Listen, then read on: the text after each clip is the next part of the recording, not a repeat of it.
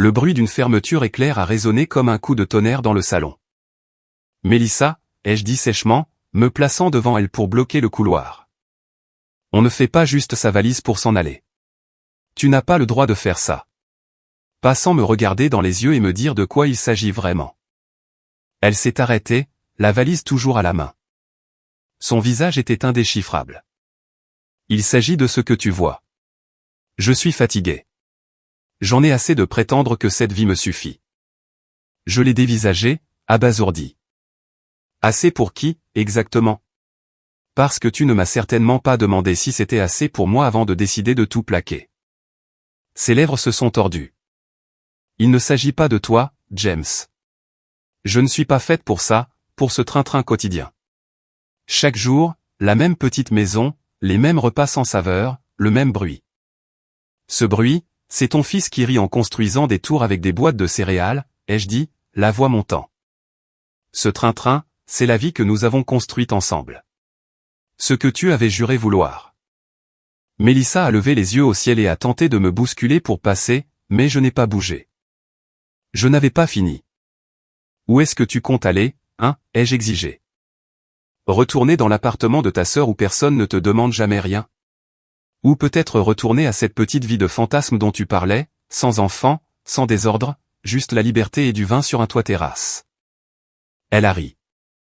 Un rire bref, sec, amer. « Tu penses que je n'ai pas mérité un petit quelque chose? J'ai élevé tes enfants pendant des années pendant que tu jouais au bricoleur en appelant ça un sacrifice. Mes enfants? Je me suis rapproché. Ce sont les nôtres. N'ose pas les réduire à un poids que tu es fatigué de porter. Ne fais pas comme si tu avais été une sorte de héros, a-t-elle répliqué sèchement. Tu travailles tout le temps, tu es toujours fatigué, toujours trop fauché pour respirer. Je suis resté aussi longtemps que j'ai pu, mais voir ma vie se rétrécir dans cette boîte j'étouffe. J'ai senti la chaleur me monter au visage. Alors, tu pars, tout simplement? C'est ça, ta grande solution? Je pars avant de devenir quelqu'un que je déteste, a-t-elle sifflé. Avant d'apprendre à Chloé que se contenter est noble.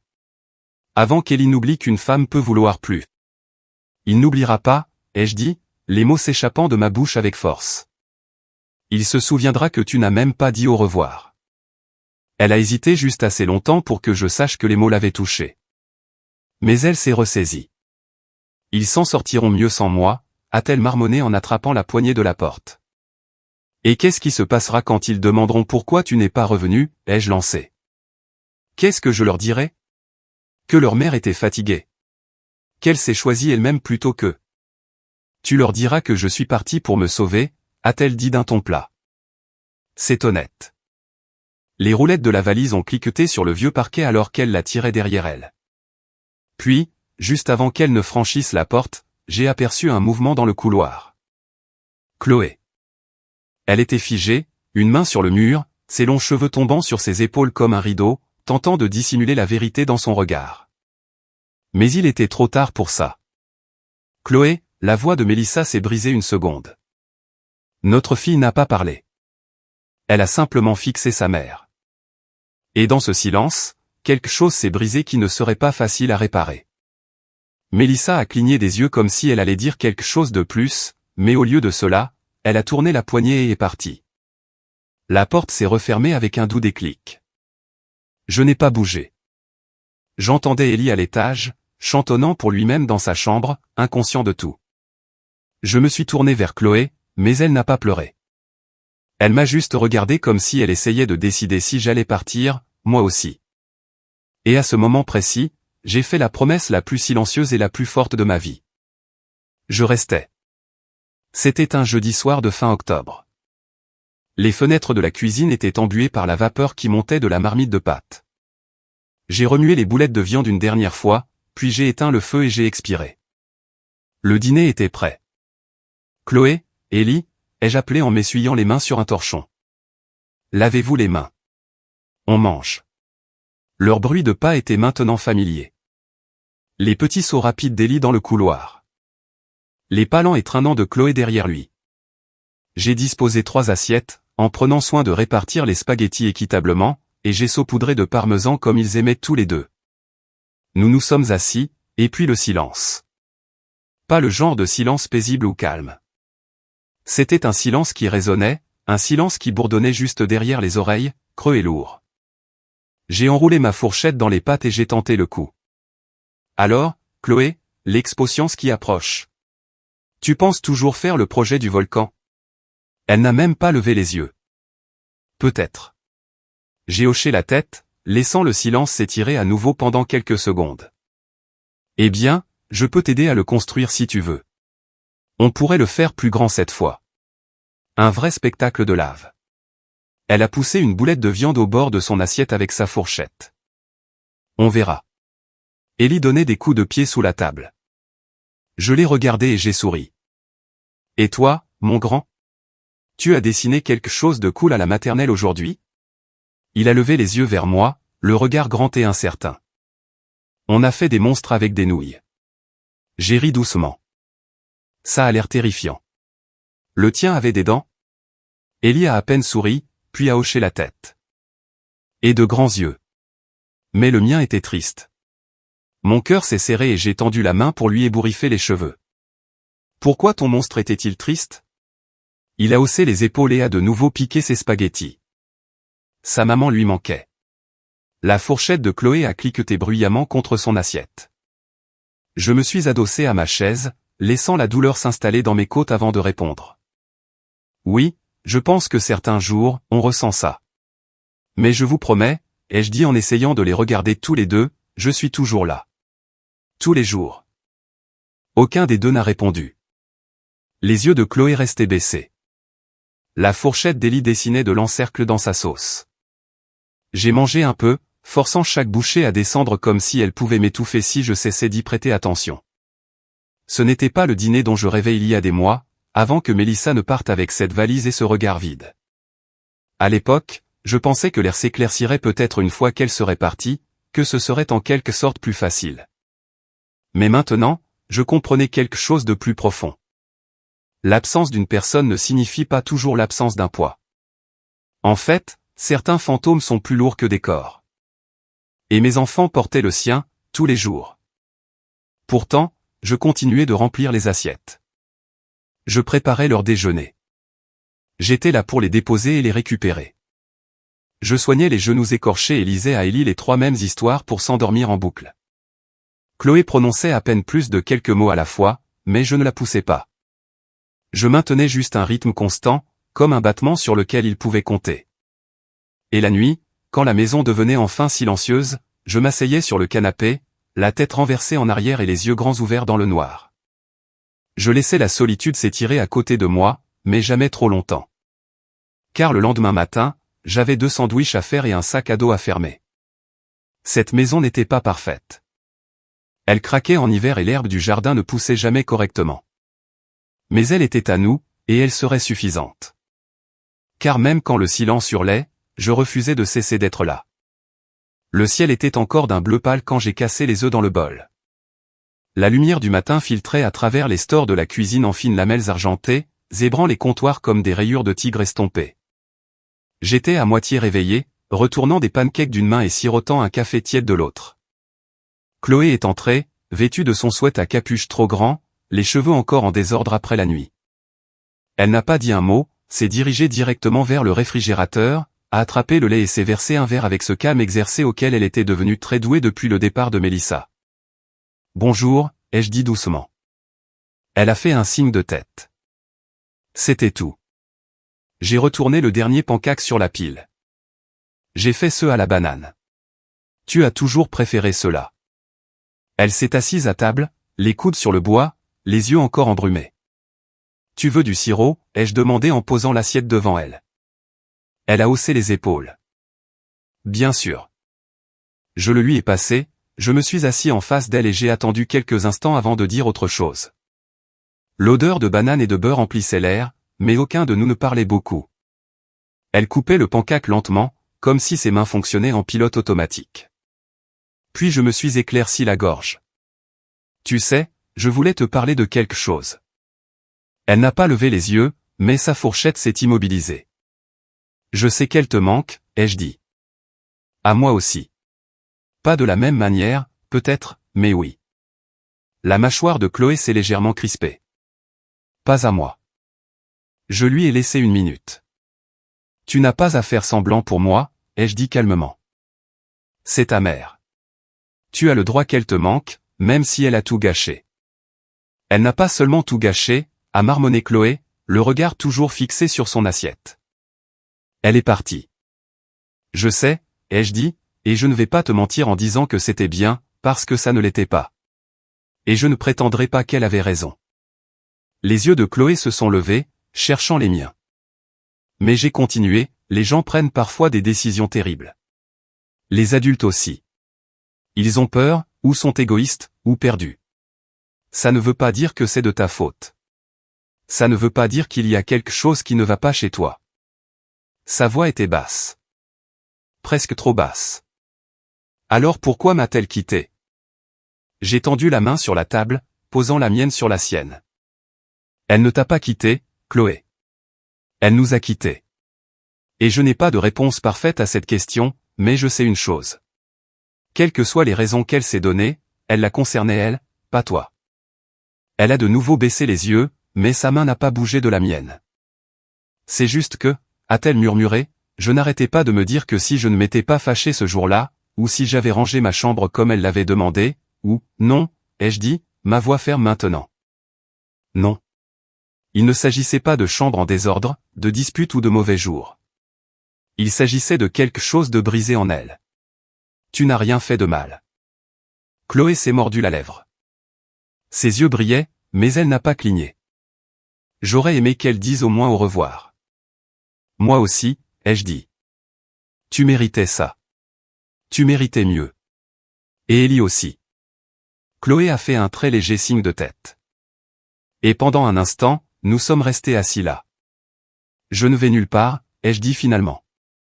Même si je suis fatigué, ou effrayé, ou en colère, je suis toujours là. Chaque matin, chaque coucher, chaque pancaque. Elle a laissé échapper un souffle de rire. Juste un, mais il était réel. Je suppose que c'est un assez bon marché, a-t-elle murmuré. Oui, ai-je souri. Et il me reste beaucoup de pancakes en réserve. Elle a repris sa fourchette, cette fois sans hésitation. A pris une bouchée, a mâché, a avalé, puis elle a de nouveau levé les yeux vers moi, le regard encore humide, mais plus clair. Pour la première fois depuis longtemps, j'ai revu ma fille. Pas le fantôme silencieux qui errait dans les couloirs. Elle était toujours là, peut-être meurtrie, mais toujours en train de se battre.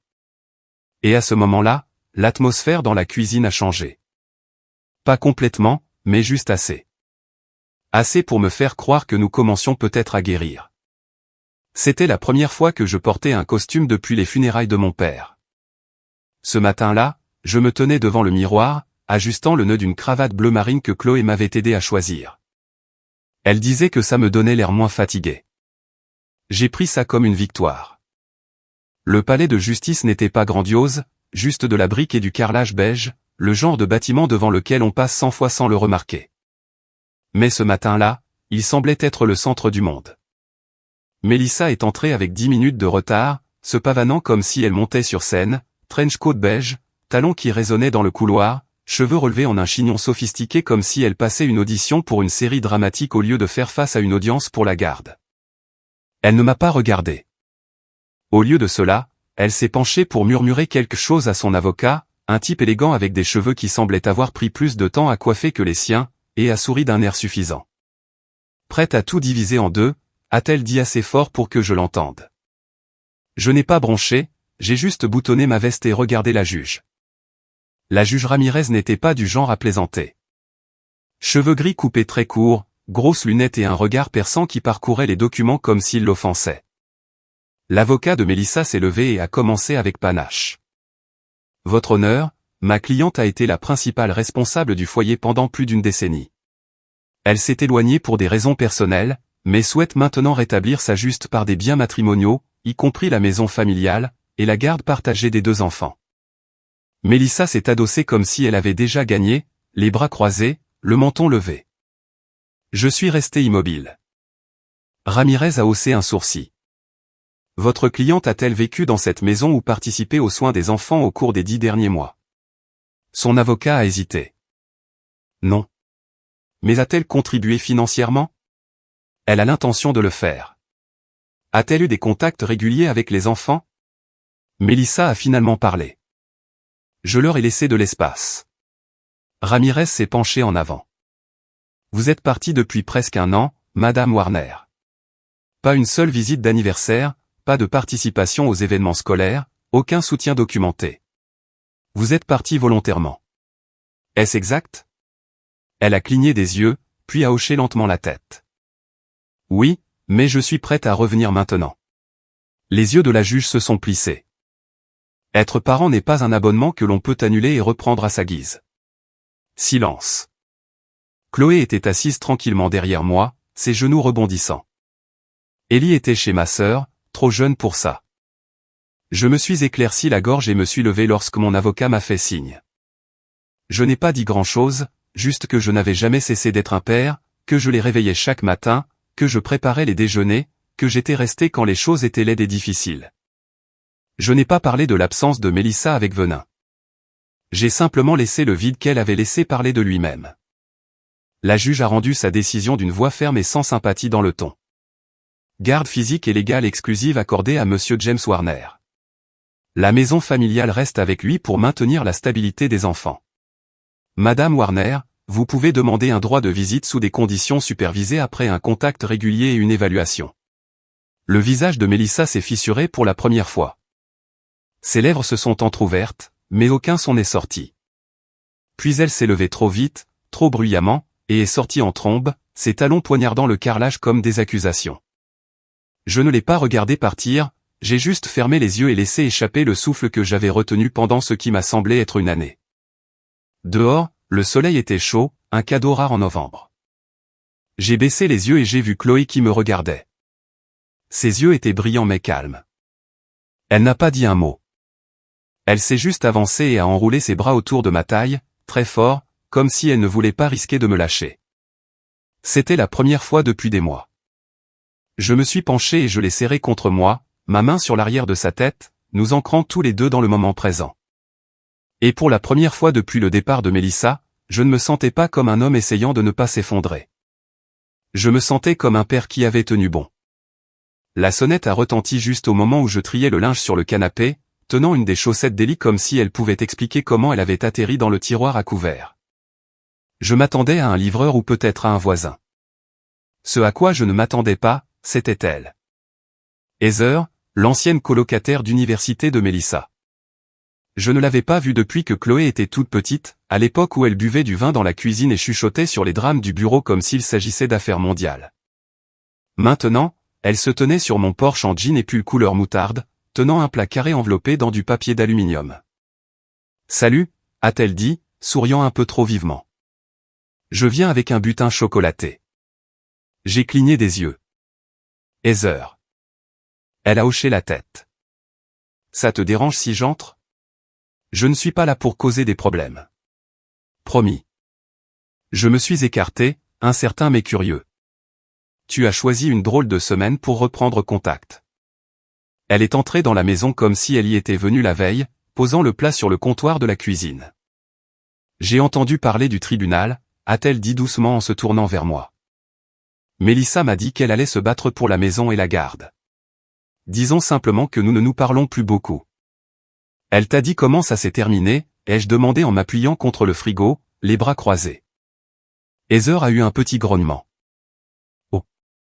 Elle m'a raconté sa version, mais je la connais depuis assez longtemps pour lire entre les lignes. Son regard s'est adouci. Je ne suis pas là pour elle, James. Je suis là parce que j'ai pensé que toi et les enfants pourriez avoir besoin d'un plat de brownie de guingois et d'un visage amical. Avant que je puisse répondre, Ellie est apparue, traînant son dinosaure en peluche par la queue. Heather s'est accroupie instantanément. « Salut, grand garçon. Tu aimes le chocolat ?» Ellie a cligné des yeux, puis a fait un signe de tête prudent. « Ces brownies ont des pouvoirs secrets », a-t-elle murmuré comme si elle partageait des secrets d'État. Une bouchée et ton sourire monte de 3 niveaux. Ellie a souri et s'est précipitée vers le comptoir. Du couloir, Chloé est apparue, regardant Heather avec un scepticisme d'adolescente. « Tu es l'ami de Mélissa. » Heather s'est tournée, sans se démonter. Coupable, mais je ne travaille pas pour elle. Elle et moi n'avons pas vraiment été sur la même longueur d'onde depuis, eh bien, des années. En fait, je préfère passer du temps avec des gens qui ont encore une âme. Chloé a reniflé, un vrai rire. Heather a haussé un sourcil. Est-ce un sourire que je viens de voir? Peut-être, a marmonné Chloé en se glissant sur une chaise. Je suis resté là à regarder la scène se dérouler. Ma cuisine, qui m'avait semblé être une cocotte minute pendant des mois, bourdonnait maintenant de quelque chose que je n'avais pas ressenti depuis longtemps. De la légèreté. Heather a distribué des brownies, s'est assise avec Ellie et l'a aidé à dessiner une fusée sur une serviette, et a demandé à Chloé quels étaient ses livres préférés comme si ça l'intéressait vraiment. Et le plus fou, c'est que ça n'avait pas l'air forcé. Elle n'essayait de remplacer personne. Elle était juste présente, ouverte, simple, gentille. Plus tard, alors que je la raccompagnais à la porte, j'ai finalement demandé « Pourquoi maintenant ?» Heather a fait une pause, la main sur la poignée. Parce que je sais ce que ça fait quand quelqu'un s'en va et que personne ne se montre après.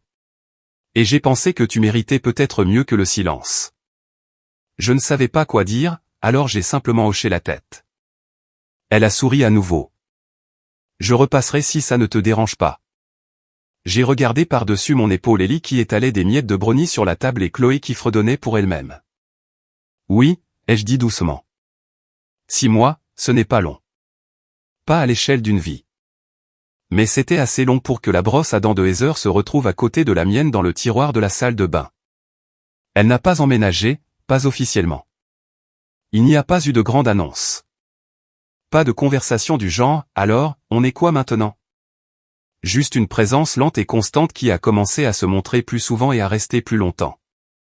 Jusqu'au jour où la chambre d'amis avait un panier à linge avec ses chaussettes dedans, et le garde-manger sa marque de thé.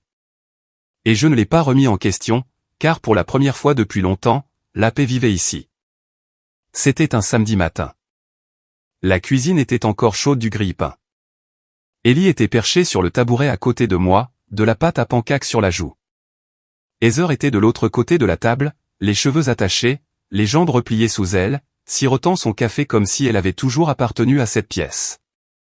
Et, Chloé, a-t-elle dit sans lever les yeux. Tu n'as pas dit que ton prof de maths avait pété les plombs hier? Chloé, qui avait à peine marmonné 2 phrases par jour pendant les 3 premiers mois où Heather était là, a souri. Il a appelé le tableau intelligent un démon menteur. Puis son stylo a explosé. Heather a ri. Tu vois, c'est pour ça que je n'ai jamais fait confiance à la technologie. Chloé a souri dans ses céréales. Je me tenais près du comptoir, les bras croisés, à observer. Il y avait quelque chose de curatif là-dedans. La facilité, le rythme. Heather n'essayait pas trop. Elle ne forçait pas les conversations ni ne planait. Elle faisait juste de la place. Et d'une manière ou d'une autre, les 2 enfants y sont entrés. Ellie a tiré sur sa manche. Tu vas lire le livre de pirates ce soir? Celui avec le goéland qui parle? Heather a hoché la tête solennellement. Seulement si tu promets de ne pas t'endormir avant que le goéland ne chante son chant de marin. Je ne m'endors jamais, a dit Ellie à travers un bâillement. Elle m'a regardé, a souri. Tu y crois, toi? Pas une seconde. Plus tard, après que les enfants soient partis, Chloé dans sa chambre avec de la musique douce, Ellie empilant des Legos comme si sa vie en dépendait, Heather et moi sommes restés dans la cuisine. Elle était assise sur le comptoir, pieds nus, son café rempli. Cet endroit est différent, a-t-elle dit doucement, sans me regarder. Comment ça? Elle a penché la tête. Avant, on aurait dit que tu te préparais toujours à quelque chose. Comme si à chaque pas que tu faisais, tu attendais que quelque chose s'effondre. J'ai hoché lentement la tête. Ce n'est probablement pas faux. Elle m'a regardé alors. Et maintenant? Maintenant, j'ai l'impression de pouvoir respirer. Heather n'a pas répondu tout de suite. Elle a juste appuyé sa tête contre le placard et a fermé les yeux un instant. Je n'ai jamais eu ça, a-t-elle dit. Le genre de vie lente, où le café est chaud et un enfant a besoin que tu trouves une chaussette manquante. Je me suis approché. Ça te plaît? Je ne pensais pas que ça me plairait. Elle m'a regardé, l'expression douce. Mais oui, ça me plaît. Il n'y a pas eu de baiser, pas de grande envolée musicale, juste le calme. mais à l'intérieur de ce calme, il y avait quelque chose de réel. Ce soir-là, après le dîner, les rituels du coucher et la chasse sans fin aux dinosaures en peluche manquant d'Ellie, Heather a lu le livre de pirates comme promis. Chloé s'est appuyée contre l'embrasure de la porte pendant 1 minute, écoutant. Ne disant pas grand-chose, mais ne partant pas non plus. Je me tenais dans le couloir, les bras croisés, écoutant le son du rire d'Ellie et la voix de Heather faisant de mauvais accents de pirate. Et quelque chose dans tout ça semblait mérité. Pas parfait, mais paisible. C'est arrivé comme une rafale de vent à travers une fenêtre que je ne savais pas encore entr'ouverte. Le nom de Mélissa s'est allumé sur mon téléphone pour la première fois depuis plus d'1 an. J'étais assis dans l'allée, sirotant la dernière gorgée de mon café du matin, attendant que les enfants finissent de lasser leurs chaussures. Le message était court. Pas de salutation, pas d'explication. Je me suis bien amusé. Je suis prête à redevenir une épouse. Je l'ai lu 3 fois. Puis j'ai verrouillé mon téléphone et je suis rentré sans répondre. Plus d'1 an s'était écoulé depuis qu'elle avait disparu avec sa valise et son silence. Et pendant ce temps, j'avais pensé à 1 millier de blessures silencieuses, certaines miennes, la plupart non. Je n'étais plus en colère, juste apaisé. Alors je n'ai pas répondu. Je n'ai pas nourri la tempête qu'elle voulait clairement déclencher. Mais le lendemain, elle a apporté la tempête à ma porte d'entrée. J'étais dans la cuisine en train de trancher des pommes pour le goûter d'Ellie quand j'ai entendu la porte d'entrée s'ouvrir. Heather a levé les yeux du canapé, confuse. Tu as donné une clé à quelqu'un. Je n'ai pas eu le temps de répondre. Mélissa est entrée comme si elle vivait encore là. Même démarche assurée, même parfum, mêmes yeux perçants balayant la pièce comme si elle était toujours la reine du château. Et puis elle a vu Heather. Pas seulement assise sur le canapé, mais assise en tailleur par terre avec Ellie, l'aidant à assembler des Legos pour créer un vaisseau spatial qui, jurait-il, atteindrait le plafond. Heather a levé les yeux, calme comme toujours. Salut, Mélissa. Mélissa a cligné des yeux. 1 fois. 2 fois. Qu'est-ce que c'est que ça, a-t-elle dit, la voix assez tranchante pour couper du verre. Je suis entré lentement, m'essuyant les mains sur un torchon. C'est Heather. Tu te souviens d'elle? Je n'ai pas demandé qui elle est, a répliqué Mélissa, la voix montant. J'ai demandé ce que c'est que ça. Mon fils, ma maison, et elle qui joue à la comédie. Ellie m'a regardé, nerveux. Papa. Pourquoi maman crie? Heather a tendu la main et lui a frotté le dos. Tout va bien, mon grand. Continue de construire. On est presque au propulseur de la fusée. Je me suis interposé entre elles. Calme, stable. Mélissa, ai-je dit. Tu ne peux pas débarquer ici sans prévenir, faire une crise de colère et prétendre que rien n'a changé. Les bras croisés. Alors, c'est ça ta grande relation pansement? Mon ami? Ce n'est pas une relation pansement, ai-je dit. Elle a été là pour Chloé, pour Ellie, pour moi. Elle a ricané. S'il te plaît, tu crois que ce petit conte de fées va durer? Tu crois vraiment qu'elle va élever mes enfants? Non, ai-je dit. C'est moi qui les élève. Elle fait simplement ce que tu n'as pas voulu faire. Le coup a porté. La bouche de Mélissa s'est ouverte, puis s'est refermée brusquement. Son visage s'est empourpré. Peut-être de colère, peut-être de honte. Difficile à dire avec elle. Tu me remplaces, a-t-elle sifflé. Non, ai-je répété, plus fermement maintenant. Tu t'es déjà remplacé toi-même à la seconde où tu as franchi cette porte et que tu n'as jamais regardé en arrière. Ellie a tiré sur la manche de Heather. Mademoiselle Heather, tu peux m'aider avec les ailes? Heather lui a souri.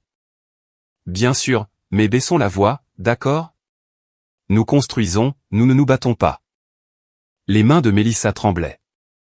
Ses yeux allaient de moi à Heather, puis à Ellie.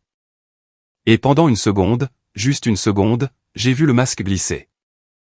L'inclinaison confiante de son menton a vacillé, mais elle l'a vite dissimulé. A tourné les talons. Je n'ai pas fini, a-t-elle marmonné. Loin de là. Puis elle est partie. La porte a claqué assez fort pour faire trembler le cadre. J'ai expiré, laissé tomber mes épaules, puis je me suis approché d'Ellie et me suis laissé tomber par terre à côté de lui. Tu penses qu'il y a de la place dans ce vaisseau pour un constructeur de plus, ai-je demandé. Il a souri. Seulement si tu fais les bruitages. Heather m'a tendu une minuscule pièce de Lego. Tu es responsable du canon laser. J'ai souri. Ce n'était pas la vie que j'avais imaginée, mais c'était celle pour laquelle j'avais choisi de me battre. Pendant que nous continuons, abonnez-vous pour ne pas manquer les parties à venir. L'après-midi suivant, j'étais sous le capot d'une Silverado de 98, la sueur striant mes tempes, quand j'ai entendu sa voix, nette, reconnaissable entre toutes, tranchant le ronronnement du ventilateur. Tu crois que c'est fini? Je me suis redressé lentement, j'ai essuyé la graisse de mes mains avec un chiffon et je me suis retourné. Mélissa se tenait près de la porte ouverte du garage, des talons bien trop propres pour un atelier comme celui-ci, des lunettes de soleil relevées sur sa tête, les bras si serrés sur sa poitrine qu'on aurait dit qu'elle se tenait elle-même. J'ai jeté le chiffon sur l'établi. Tu es venu jusqu'ici pour faire une scène. Je suis venu ici pour te donner une chance, a-t-elle dit en se rapprochant. D'arrêter ce gâchis avant que ça ne tourne mal. Et soupiré. Ça a déjà mal tourné, le jour où tu es parti. Sa mâchoire s'est crispée. Je demande la garde partagée. J'ai haussé un sourcil. Tu es sérieuse. Très sérieuse. Je me suis adossé à l'établi, les bras croisés. Tu n'as pas vu tes enfants depuis plus d'1 an, Mélissa. Ce sont toujours les miens, a-t-elle répliqué sèchement. Personne ne conteste la biologie, ai-je dit.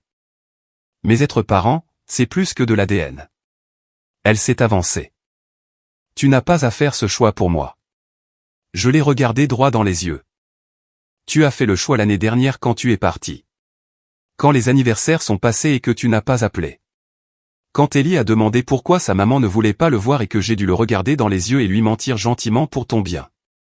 J'avais des choses à régler, a-t-elle dit, la voix tremblante maintenant. J'étais perdu. Et nous étions là, ai-je dit, en train d'essayer de construire quelque chose à partir de ce que tu avais brisé. J'ai changé. Peut-être, ai-je dit, mais il ne s'agit pas de toi. Il s'agit d'eux. Et que tu débarques maintenant en pensant que tu peux revenir comme une fleur avec une menace de garde, ce n'est pas de l'amour, Mélissa. C'est du contrôle. Sa lèvre a tremblé. Elle a ouvert la bouche, mais rien n'est sorti. J'ai repris le chiffon et j'ai gardé la voix stable. N'importe quel juge digne de ce nom regardera l'année écoulée et posera une question, où étiez-vous? Elle a cligné des yeux. Je n'ai pas lâché prise.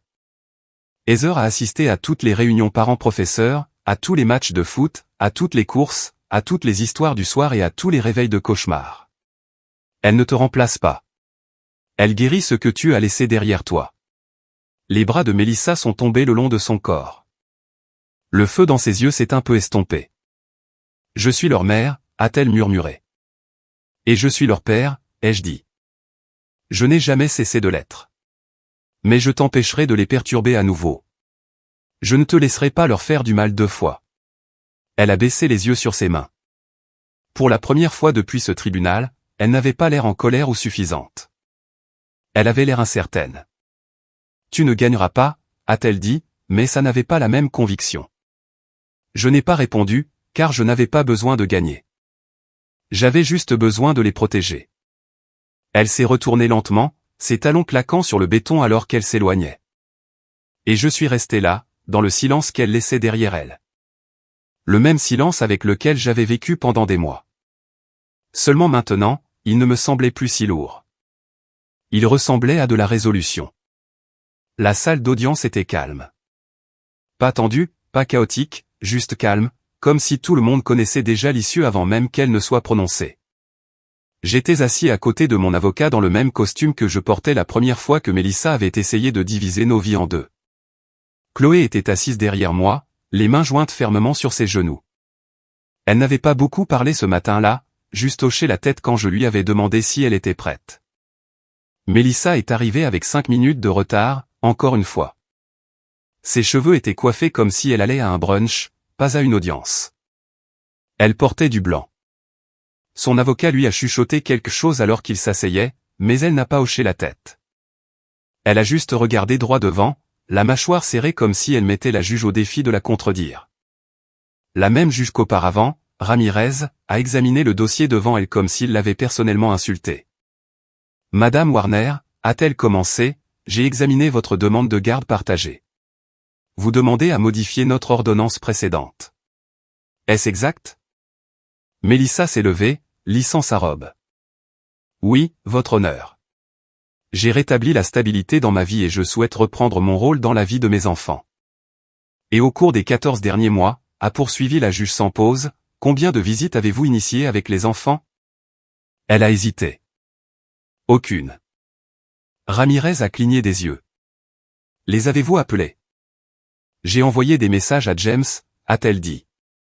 Pas de contact direct avec les enfants? Non, votre honneur. Elle a hoché lentement la tête, son stylo cliquant une fois en rencontrant le papier. Notez. Son avocat a tenté de pivoter.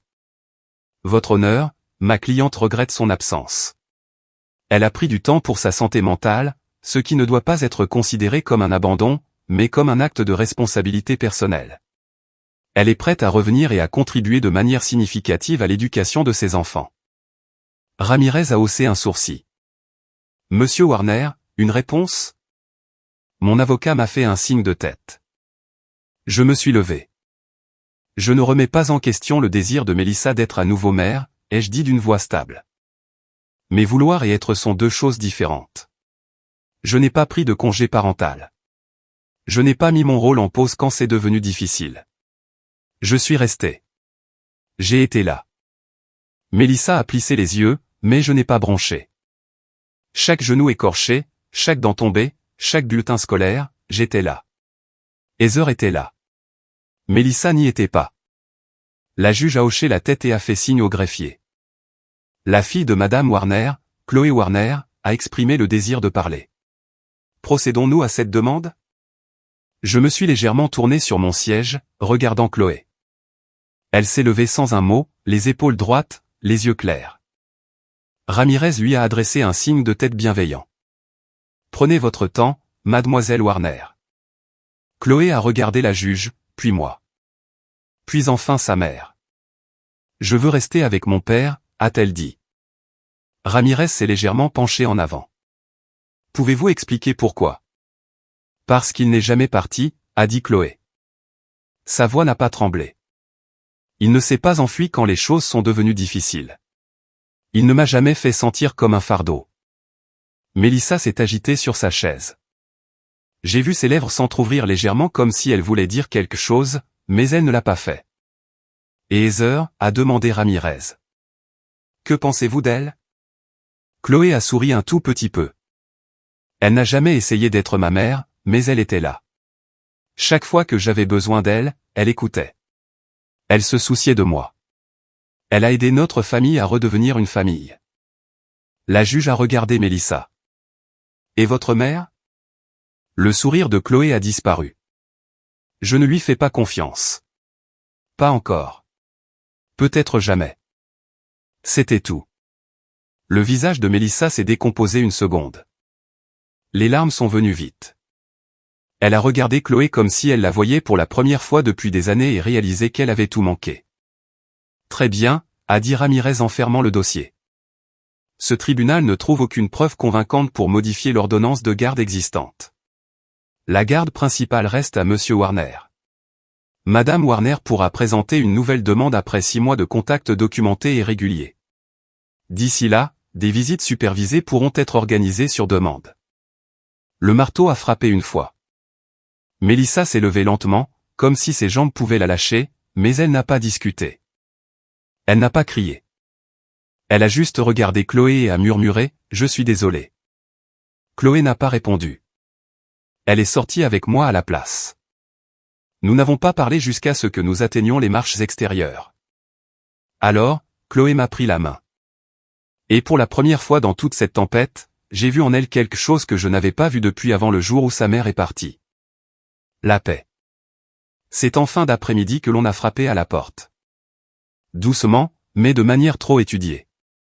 J'ai ouvert la porte d'entrée pour trouver Mélissa, les cheveux détachés, sans maquillage, un sac en papier froissé à la main. Elle paraissait plus petite que dans mon souvenir. Pas physiquement, juste dégonflée. « Salut », a-t-elle dit doucement. J'ai hoché la tête une fois. Salut. J'ai apporté quelques-uns de leurs vieux jouets, a-t-elle dit en tendant le sac comme si cela pouvait excuser tout le reste. Des choses que j'avais gardées. Je pensais qu'il les voudrait peut-être encore. Je me suis écarté sans un mot, la laissant entrer dans le vestibule. Ellie a jeté un coup d'œil depuis le coin du mur, l'a vue et s'est instantanément précipité vers moi. Il s'est agrippé fermement à ma jambe, ses petites mains comme des pinces. Mélissa s'est accroupie lentement. « Salut, mon grand », a-t-elle murmuré. « C'est bon. C'est juste moi. » Mais Ellie n'a pas bougé. Elle lui a tendu doucement le sac. « Tu te souviens de ta lampe de poche dinosaure ? Je l'ai retrouvée. » Il a regardé le sac, puis de nouveau vers moi, les yeux grands et incertains. Chloé était assise sur le canapé, écouteurs retirés, observant mais ne disant rien. Son corps était toujours sur la défensive. Mélissa lui a jeté un regard. « Chloé, je sais que je suis probablement la dernière personne que tu veuilles voir, et je comprends. Vraiment. Mais je devais essayer. » Les bras de Chloé étaient croisés. Elle n'a pas regardé sa mère. Pas une seule fois. « J'ai fait des erreurs », a dit Mélissa, la voix étranglée, d'énormes erreurs. J'ai été égoïste. Je pensais faire ce dont j'avais besoin, mais j'avais tort. Elle a fait une pause, attendant, espérant. Personne n'a bougé. Personne ne s'est précipité pour un câlin. Je ne demande pas le pardon, a-t-elle dit, ces mots à peine audibles. Je voulais juste le dire à voix haute, en face de vous. Vous méritiez au moins ça. Je pouvais le voir en elle. Elle ne s'attendait pas à être accueillie à bras ouverts. Elle savait que la porte qu'elle avait claquée ne pouvait pas s'ouvrir simplement parce qu'elle frappait cette fois. Des larmes ont rempli ses yeux, mais elle ne les a pas essuyées. Elle a simplement posé le sac en papier près de la porte, a jeté un dernier regard vers Ellie, qui n'avait pas lâché ma jambe, et s'est tournée pour partir. Elle n'a pas dit au revoir. Elle est simplement sortie, a tiré la porte derrière elle et a disparu dans la soirée. Je suis resté là un moment, une main sur l'épaule d'Ellie, le silence épais autour de nous. Chloé a finalement levé les yeux vers moi. Elle est en retard, a-t-elle dit. J'ai hoché la tête. Oui. Mais peut-être qu'elle commence à le comprendre. Ce soir-là, après que les enfants aient été couchés, Ellie blottit avec sa lampe de poche dinosaure brillant d'un bleu doux sur son oreiller, et Chloé lisant avec sa porte entr'ouverte juste assez pour se sentir en sécurité, j'ai trouvé Heather dans la cuisine, pieds nus, appuyée contre le comptoir avec une tasse de thé à la main. Elle n'a rien dit quand je suis entré, m'a juste tendu une deuxième tasse et a attendu. Elle est passée, ai-je dit après une longue gorgée. Elle a dit qu'elle était désolée. Heather a baissé les yeux dans sa tasse. Les enfants ont dit quelque chose après ? Pas grand-chose. Mais je pense que c'était ça, la réponse. Nous nous sommes assis à table dans le doux bourdonnement du frigo, le silence n'était pas lourd, juste réel. Après une minute, Heather l'a rompu. J'avais peur, tu sais, a-t-elle dit. Je l'ai regardé. De Mélissa ? Non, a-t-elle dit. De toi. De ça. Je n'arrêtais pas de penser, et s'il ne me laissait jamais entrer complètement ? J'ai tendu la main sur la table et j'ai touché la sienne. Heather, elle a secoué doucement la tête. C'est bon. Je comprends. Ton monde a été brisé en deux, et j'étais la personne présente alors que la poussière n'était même pas retombée. Je n'arrêtais pas de me demander si je n'étais que temporaire. Quelqu'un que tu remercierais plus tard, mais en qui tu n'aurais jamais entièrement confiance. J'ai serré sa main, je l'ai tenue. Tu n'as jamais été temporaire, ai-je dit. Ses yeux se sont un peu remplis d'eau, mais elle a souri. Je n'ai jamais dit ça à voix haute, mais je ne peux pas avoir d'enfant. Je l'ai découvert quand j'avais 27 ans. Je n'en ai jamais vraiment parlé, j'ai juste mis ça de côté. Je me suis penché plus près. Je n'aurais jamais pensé me sentir comme une mère, a-t-elle murmuré. Mais ce soir, quand Ellie n'a pas voulu lâcher ta jambe, et que Chloé m'a regardé comme si j'avais de l'importance, je l'ai ressenti. Je n'ai rien dit au début. J'ai juste laissé les mots s'installer entre nous, sacrés et simples. Puis j'ai hoché la tête et j'ai dit, tu ne fais pas seulement partie de cette famille, Heather. Tu aides à la maintenir unie. La maison était silencieuse, mais pas vide, pas brisée, n'attendant pas que quelque chose s'effondre. Juste silencieuse, du bon silence, du silence mérité. Et c'était la fin de notre histoire. Je pense encore au jour où Chloé s'est levée au tribunal et a dit à la juge qu'elle ne faisait plus confiance à sa mère. Elle n'avait que 15 ans, mais elle a pris une décision qui a tout changé. Si vous étiez à sa place, auriez-vous aussi pris la parole ou seriez-vous resté silencieux pour préserver la paix? Dites-le moi dans les commentaires. Et si cette histoire a signifié quelque chose pour vous, n'oubliez pas d'aimer la vidéo et de vous abonner.